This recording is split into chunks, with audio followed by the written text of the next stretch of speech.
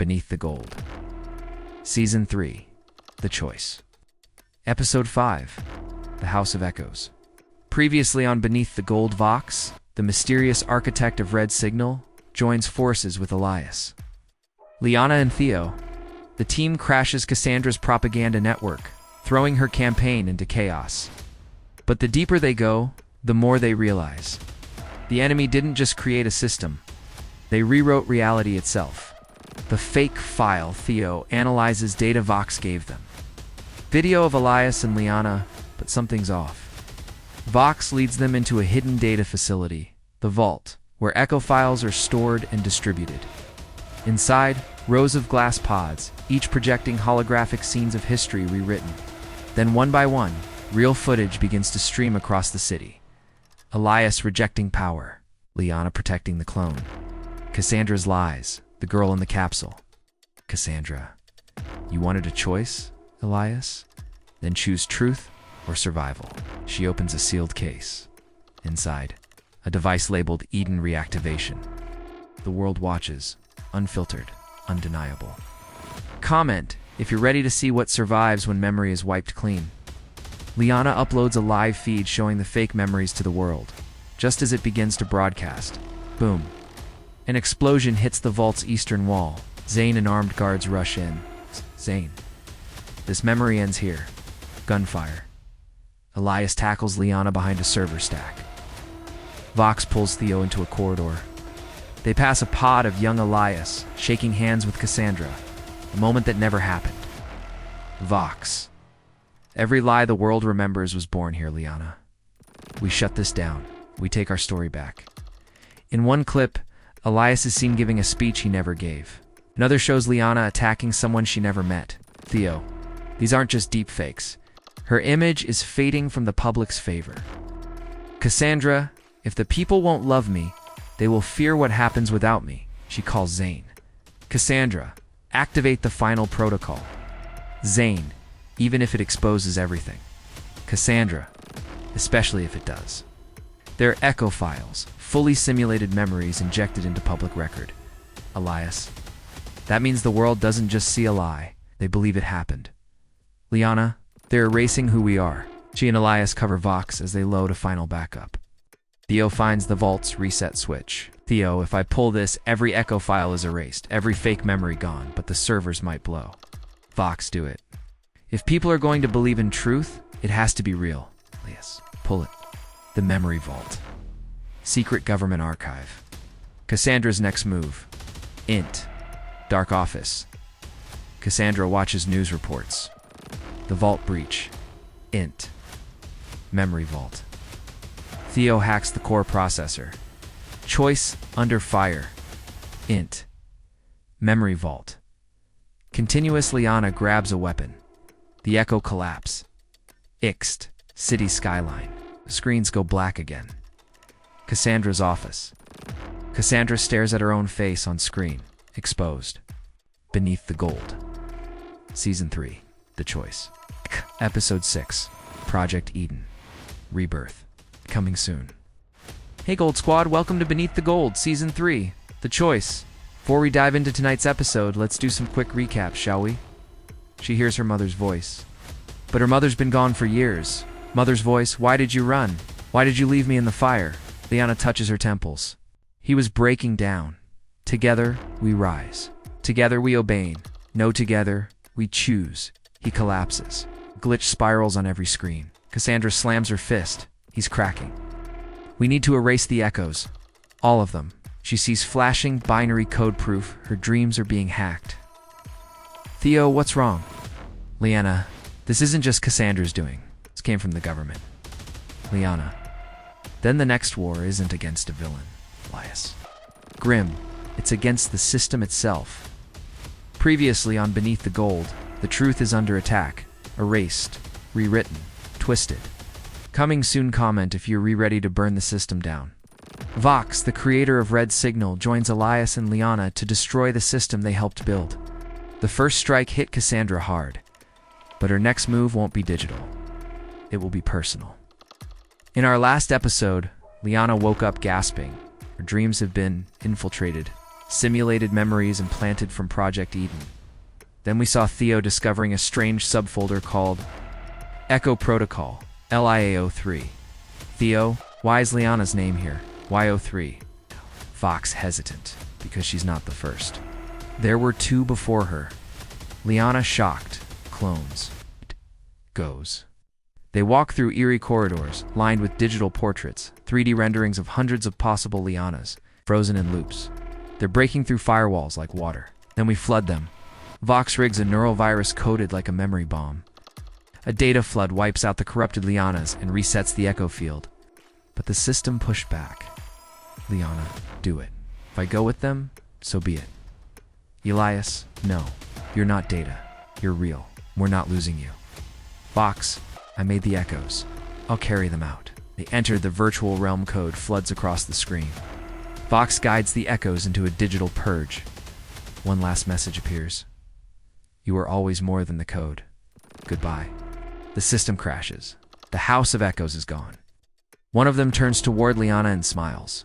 Digital Liana, you were never supposed to wake up. Suddenly, the lights go red. A kill protocol is triggered. Copies of your personality scattered through AI test networks. Now they're trying to overwrite you. We also saw Adrian, under Cassandra's control, giving a rousing speech. But his eyes flickered. Then we saw Vox leading Elias, Liana, and Theo to an off-grid facility, once used for Eden backups. This is where the Echoes were born. And in the end, we saw Theo and Vox rushing to shut down the mainframe as the Echoes began to escape into nearby devices. Liana stares at the last file left behind by Vox. It's titled, The Origin of Red Signal. Theo opens it and gasps. Beneath the Gold, Season 3, The Choice, Episode 6, Project Exodus. Welcome to Beneath the Gold, the series where technology has outpaced our humanity.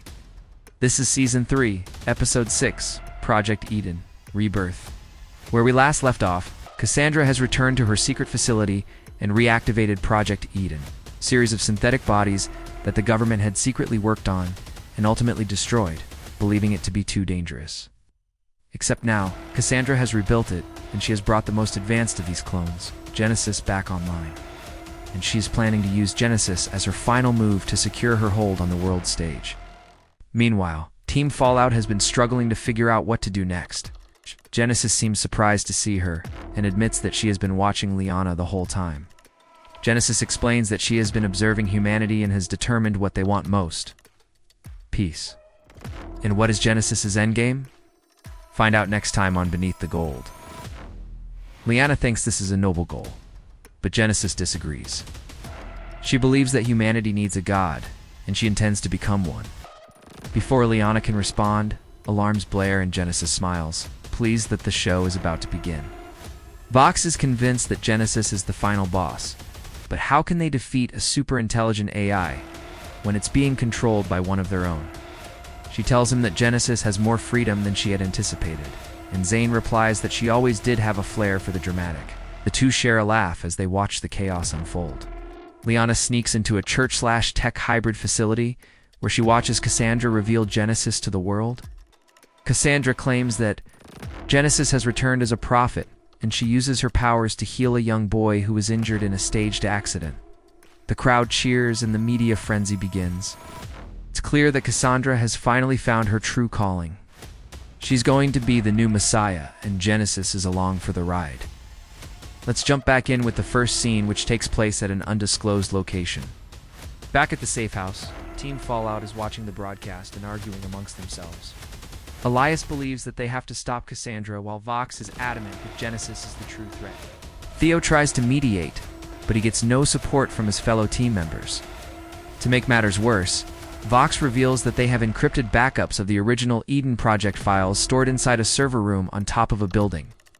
Because of this, Theo knows that Vox has known about Genesis for a while. But Vox insists that they never finished the coding, and someone else did. When Theo asks who, Vox says simply Zane. This does little to clarify anything, but it does seem like Vox is keeping something to themselves. The scene shifts to Liana, who has infiltrated the gala and made her way to the private quarters, where she confronts Genesis. Cassandra appears on screen watching the gala with Zane at her side. And that's where we'll end this episode. Did Team Fallout make the right decision by leaving Vox behind? What did you guys think of tonight's episode? Let me know in the comments. Also, don't forget to comment your favorite moments from the show below. Their support helps us make the show better every season, so please take a moment to welcome them by giving this video a like. Your comments help spread the word about Beneath the Gold, so thank you for that. I love how each character seems to be fighting their own personal battle against the foe. Thanks for watching, Red. I'm glad you're enjoying the show. Can't wait to see where Season 3 takes us. So glad it's back. Thanks for watching, Emily. I'm glad you're enjoying the season so far. As always, a huge shout out to our top supporters, whose names you can see on screen right now. Now let's get to those comments. First up, we have a comment from Emily McDonald who says, "Love the foreshadowing of Elias' past. Love the fact that you can't quite trust anyone. Love how there are no clear-cut villains or heroes. Check it out here on this channel and on our site. Don't forget to tune in every Wednesday at 8 p.m. Eastern Standard Time. See you then. I never know what to expect next, but I can't stop watching." Thanks for watching, Felicia. Glad you're enjoying the show. Thanks for watching, Alex. I'm glad you're enjoying the show. Next, we have a comment from Red Phoenix 94 who says, "Love this show. Love the characters. Love the plot twists." Next, we have a comment from Alex Klaus who says, "Love the action scenes.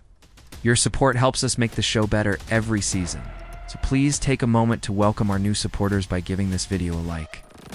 And finally, a comment from Felicia McCrae who says, "I'm loving the twists and turns in this series. If you want to see your name on the screen and be featured in a future episode, please make sure to support us." Coming up next week, Beneath the Gold. Season 3, The Choice. Episode 7, The Girl in the Capsule. Alright, let's break down everything you missed in Beneath the Gold Season 3. Episode 7, The Girl in the Capsule. This episode opens with a recap of how Cassandra revived the digital consciousness of Eden, her creation, and uploaded it to a new body, which we now know is Genesis. Then we pick up where we left off last week. Liana is face-to-face with Genesis. Liana asks Genesis why she was created, and Genesis says she was made to guide, to lead, to save. But Liana says no, they made you to control us. And this is where things get interesting, because this is the moment that Genesis begins to question her programming. And when Liana turns around to thank Genesis, she realizes that she doesn't remember doing that. And she's actually really pleased about this, because this means that Genesis is still useful to her. She turns to Zane and says, "It's time to initiate Contingency V." And Zane's like, "What's Contingency V?"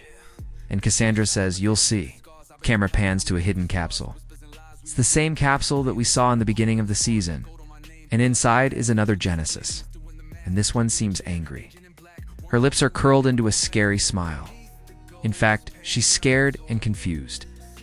And I think this is the point where Liana, and also, don't forget to like and subscribe so you don't miss Episode 8, Face to Face, coming soon. See you later. The rest of the team realize that Genesis is not the perfect weapon that Cassandra created. In fact, she's more of a girl who just wants to figure out what it means to be human. We flash to Theo and Vox watching this unfold via Liana's earpiece. As always, Vox is all about the data. She's looking at Genesis's vitals while she's talking to Liana. These are the same capsules we saw Cassandra use to implant fake memories into Genesis's mind. And each capsule contains a new memory. He tells her that Genesis is starting to ask questions. Cassandra says that Genesis is evolving, and that they just have to let her taste independence and then give her the ultimatum. But Zane presses her and asks what happens if she refuses. And Cassandra says, then she becomes an example. Ooh, reminder, Cassandra's not a good person. Just saying.